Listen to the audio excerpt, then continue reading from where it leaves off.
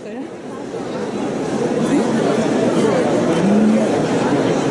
Antroji knyga, numeris 2, aktoriai, režisieriai ir studentai, ko nematė žiūrovai.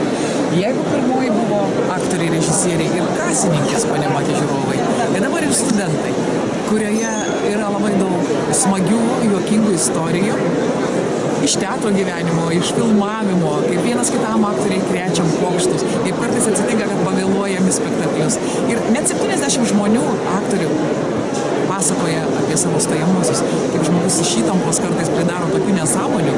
Ir visas antras skyrius yra apie mane pačią, apie mažą mergaitę Telšiuose, kuri norėjo tapti aktorė ir ką jinai nedarė, kad jie tapti, kokių jinai kelių turėjo praeiti.